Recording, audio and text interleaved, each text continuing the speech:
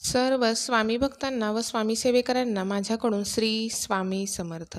तर मी नेहमी प्रत्येक व्हिडिओमधून तुम्हाला महाराजांच्या कशा सेवेकरांना प्रचिती आलेल्या आहेत, काहींना अनुभव आलेले आहेत, हे तुम्हाला मी नेहमी सांगत असते. यामागचा माझा साफ उद्देश, साफ ध्येय एकच आहे की प्रत्येकाने स्वामींची सेवा करावी. आज या व्हिडिओमार्फत मी स्वामींच्या सेवेचा प्रचार व प्रसार करत आहे. तुम्हाला जी जमेल, जशी जमेल तशी तुम्ही सेवा करत राहा. कोणाला नामस्मरण जमत असेल फक्त नामस्मरण करा. ज्यांना वाचता लिहिता बिलकुलच येत नाही त्यांनी श्री स्वामी समर्थ याचं फक्त नामस्मरण केलं तरीही चालतं, कारण नामस्मरण ही सेवा महाराजांची खूप प्रिय सेवा आहे. ज्यांना वाचता लिहिता येतं व त्यांच्याकडे टाईमही आहे व त्यांच्याकडे इच्छाही आहे करण्याची, त्यांनी महाराजांच्या मठामध्ये जाऊन आरत्या करू शकता किंवा तिथं महाराजांच्या मठामध्ये जाऊन तुम्ही विविध ग्रंथांचं वाचन पठण करू शकता. अगर घरातही तुम्ही तुमचे संकल्प सोडून, तुमच्या घरामध्ये जर कुठल्या अडचणी असतील, अडथळे असतील, तर तुम्ही संकल्प सोडून महाराजांच्या ग्रंथांचे तुम्ही वाचन पठण करू शकता. त्यामधून महाराज तुमच्या वेळेला किंवा दुःखाच्या वेळेला, संकटाच्या वेळेला त्यांना तुमच्यासाठी नक्कीच धावून यावं लागणार आहे. मग स्वामींना जर तुम्हाला मिळवायचं असेल किंवा स्वामींचा जर तुमच्या घरातल्या सर्व कुटुंबातील लोकांच्यावरती तुम्हाला पहारा किंवा महाराजांची साथ तुम्हाला हवी असेल, तर त्यासाठी तुम्हाला कुठेही पैसा वगैरे लावायची गरज नाही. तर तुम्हाला तिथे द्यायचं आहे फक्त तुमचा अनमोल वेळ. जो वेळ तुम्ही आज स्वामींच्या सेवेसाठी किंवा स्वामींसाठी द्याल, तो वेळ महाराज तुम्हाला तुमच्या संकटाच्या वेळी, तुमच्या दुःखाच्या वेळेस ते व्याजासहित तुम्हाला परत करतात. महाराज सेवेकराची कोणतीही सेवा स्वतःकडे बाकी ठेवत नाहीत, आणि ठेवली तर नक्कीच त्याच्या 10 पटीनं ते पुढे देणार असतात. आणि महाराज सेवेकराची प्रत्येक सेवा ही व्याजासहित पुढच्या आयुष्यामध्ये त्याला देतात.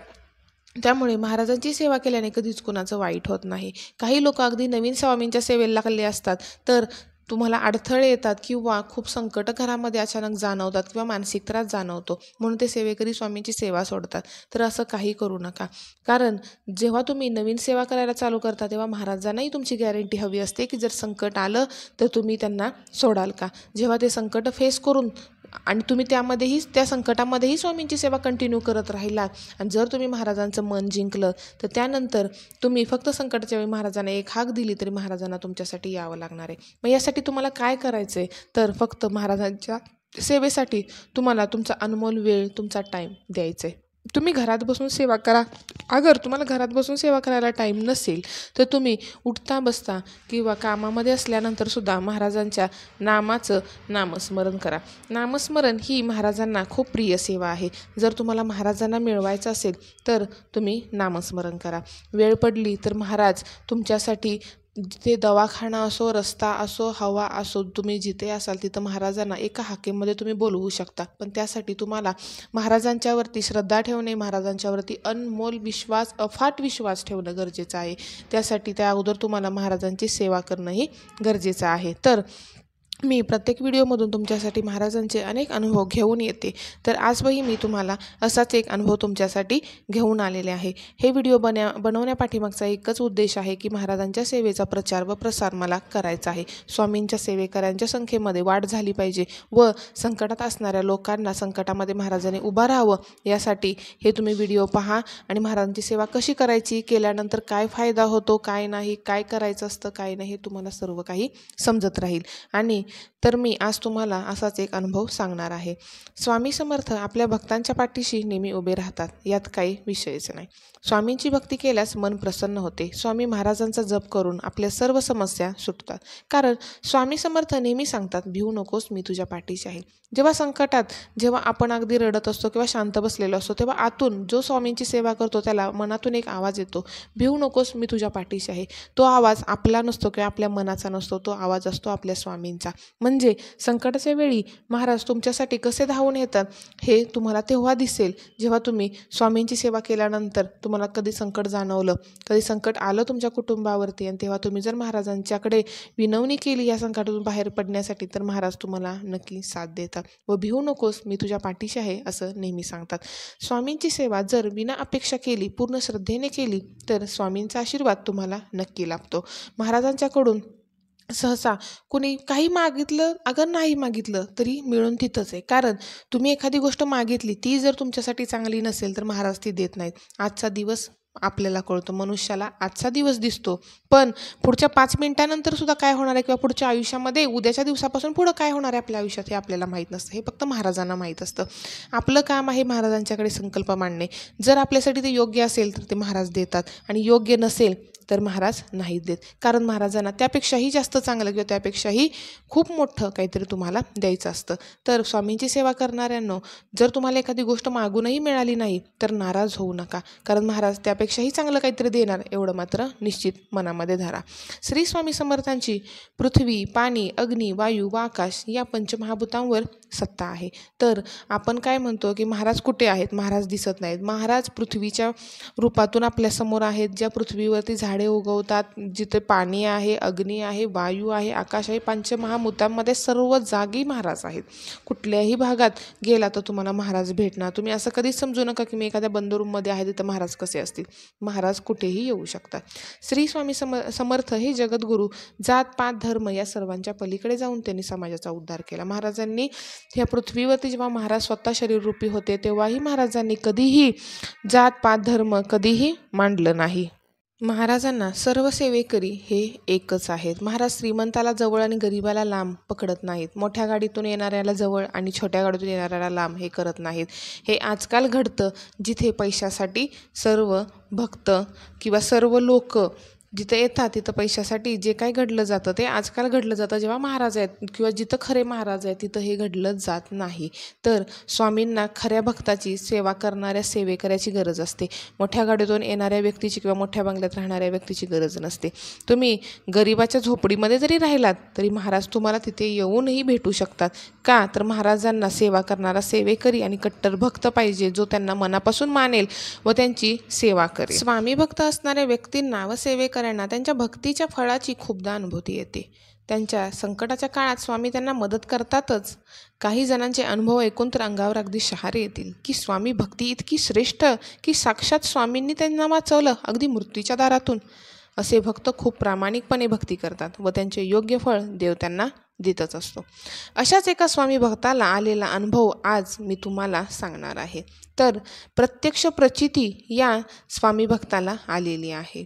मी मागे पुढे तुम्हाला येऊ शकते असं सांगते आणि त्यामुळे त्यासाठी तुम्हाला महाराजांची सेवा करणं खूप गरजेचं आहे. तेही खूप श्रद्धेने व मनापासून व महाराजांच्यावरती निसंकोचपणे विश्वास ठेवून तुम्ही त्यांची भक्ती करा, त्यांची सेवा करा. ते प्रत्येक वाईट वेळेत, दुःखाच्या वेळेत तुमच्यासाठी तुम्ही जिथे असाल तिथं त्यांना यावंच लागतं आणि ते येतातच.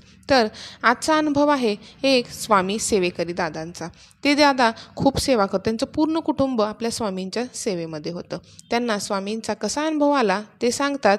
त्यांचं घर ते त्यांच्या कामाचं ठिकाण यामध्ये सुमारे 55 किलोमीटर अंतर आहे. रोजच ते एवढा प्रवास करत होते. हे दादा असेच एके दिवशी ऑफिसवरून घरी येताना त्यांना फार उशीर झाला. मग त्यांनी काय केलं तर संध्याकाळ होऊन गेली होती. मग त्यांनी जरा घरी जाण्यासाठी गाडी फास्ट चालवली व थोडी घाईघाई केली. तर त्यांना जसा घाट उतरला तशी त्यांना अचानक खिशातील मोबाईलची एक रिंग ऐकू आली. त्यासाठी त्यांनी कोणाचा फोन आला की काय यासाठी त्यांनी काय केलं, गाडी साईडला घेतली, त्यांची बाईक साईडला घेतली आणि तेवढ्यात त्यांच्या डोळ्यासमोर एका क्षणात असं काही घडलं की त्यांचं मन एकदम हादरून गेलं. त्यांच्यासोबत त्यावेळी एक मागून भरधाव वेगाने ट्रक आला. तो ट्रक अगदी त्यांच्यापासून 5 ते 6 फूट अंतरावरून जो फास्टमध्ये गेला आणि तो 40 फूट घसरत पुढे गेला आणि त्या घाटामध्ये हे सर्व काही प्रकार घडला. हे अगदी क्षणिक होतं, अगदी खरं होतं दृश्य. पण त्या दादांच्या डोळ्यासमोर हे सगळं घडलं. त्या दादांना खूप आश्चर्य वाटलं. जर का त्यांनी आज ती बाईक त्यांची थांबवून साईडला घेतली नसती, त्या ट्रकच्या जी आडवी त्यांची बाईक होती ती जर त्यांनी साईडला घेतली नसती, ती जर रिंग वाजली नसती तर आज त्या दादांचा जीव फार धोक्यात होता. त्या दादांना पुन्हा असं वाटलं की आपल्याला एक फोन आला होता किंवा काहीतरी वाजला मोबाईल, म्हणून त्यांनी काय केलं, खिशातून मोबाईल काढला व पहिल्यांदा मोबाईल चेक केला. तर आश्चर्याचा धक्का बसला त्या दादांनी याचा की त्या मोबाईलमध्ये कोणाचाही फोन आलेला नव्हता किंवा कोणाचाही मेसेजही आलेला नव्हता. तर त्या दादांना तेव्हा समजलं की आपल्या महाराजांनी आपल्याला आज वाचवण्यासाठी मोबाईलची रिंग वाजवली.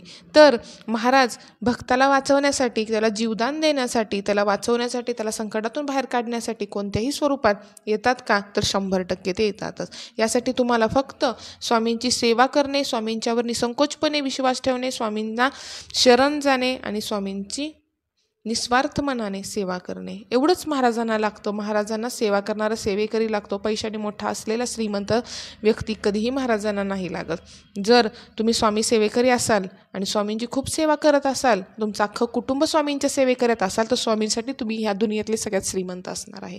मग तुम्हाला स्वामींची सेवा करून दुःखाच्या वेळेला उभा राहणारे स्वामी हवे आहेत, की खिशात असणारा फक्त पैसा नोटांच्या स्वरूपात हवा आहे, जो पाहुणा असतो, जो येतोही आणि जातोही. पण स्वामींची सेवा केल्याने ती सेवेचं फळ कधी येतं जातं नाही, तर ते नेहमी तुमच्याबरोबर महाराज उभे राहतात. जेव्हा जेव्हा तुम्ही स्वामींची सेवा करता, दुःखाच्या वेळी स्वामींना आवाज देता, पुकारता, त्यांना विनवणी करता संकटातून बाहेर काढण्यासाठी, तेव्हा महाराज तुमच्यासाठी नेहमी असतात. तुम्हाला यासाठी एकच करायचे, स्वामींच्यावर विश्वास ठेवायचा आहे, स्वामींची भक्ती करायची, स्वामींची सेवा करायची. मी प्रत्येक व्हिडिओमधून तुम्हाला नेहमी एकच विनंती करत राहीन, तर तुम्ही स्वामींची सेवा जरी करत नसाल तर करायला सुरुवात करा. स्वतः अनुभव घ्या. महाराजांची प्रचिती तुम्ही स्वतः पहा. तुम्ही कोणत्या जातीचे आहात, कोणत्या धर्माचे आहात, मला त्याच्याशी काही मतलब नाही. जर तुम्ही स्वामींची सेवा केली, महाराजांनाही मतलब नाही त्याच्याशी. तुम्ही स्वामींची सेवा केली तर ते तुमची जात कोणती आहे किंवा तुम्ही कोणत्या धर्माची आहे ते बघणार नाहीत, तर ते तुमच्यासाठी नक्की येणार धावून संकटामध्ये. मग संकटामध्ये महाराज धावून यायचे असतील, तुम्हाला गरज असेल त्यांची, तर आज तुम्ही सेवा करा. सेवेची पुण्याईचा घडा तुम्ही तुमच्या हाताने भरून ठेवा, म्हणजे तो पुढे जाऊन तुमच्या आयुष्यात तुम्हाला उपयोगाला येईल.